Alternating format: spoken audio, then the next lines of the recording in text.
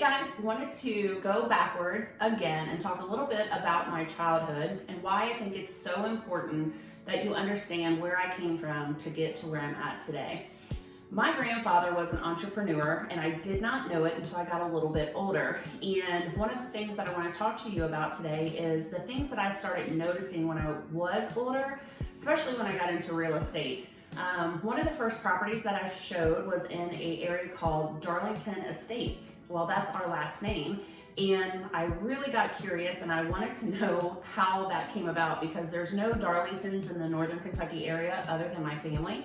So I went to my grandpa and started asking some questions, and not only did he tell me that he was one of the biggest builders here in Northern Kentucky back in the 60s and 70s, he also shared with me that he owned a few businesses. I knew about the pizzeria and the bowling alley that they had in Walton because my mom actually worked there when she was pregnant with me when she was younger. So I knew about that part, but I did not understand or know that he was a big builder. He also had fishing lakes that he ran. So all in all, he was a entrepreneur all the way through.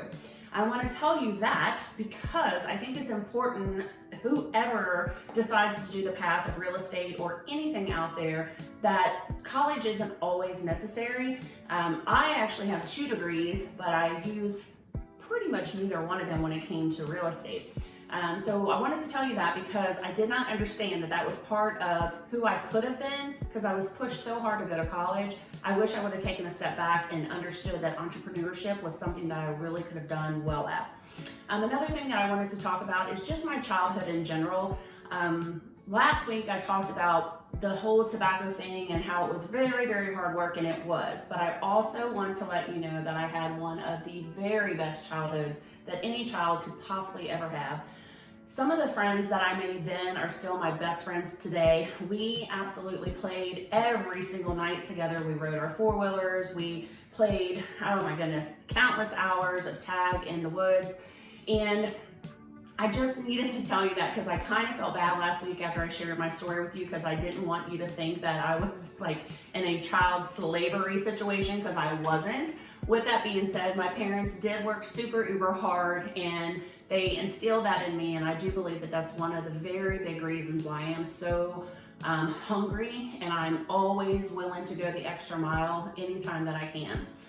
So that's just a little bit more about my past. Looking into the future, when I went to college at EKU, I didn't do all that well. I wish I would have known that just a few years prior, my husband, soon-to-be husband at the time, was building houses. And when we actually got married, we built, I want to say 4 or 5 houses together on our road, which is Greenville Road in Dry Ridge.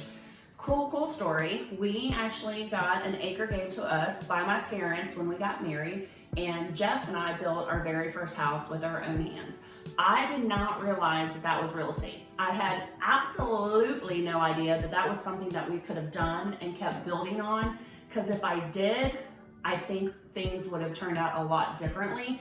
But with that being said, when I finally got my real estate license, heck, 25 years later, I understood everything that there was about building a house, pouring the footers, building the walls, putting the shingles on, then the gutters, and then once you have your house under roof, you do the interior work. It came very easy to me. And it was cool that once I got my real estate license, I understood all of that, but I just didn't know what I didn't know, that could have been a career so long ago. I'm very happy the way that everything turned out in between, Jeff and I building our first house up until Quentin being able to buy that house when he was 25, and there's a whole bunch that I have to tell you in between that story.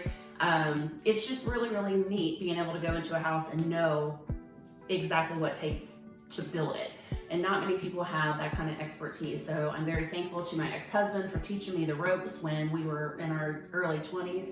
And I cannot wait for the future for my son Quentin, that's now 25, to start building. He actually went to EKU and got his degree in construction management. He's been out of school for 2 years.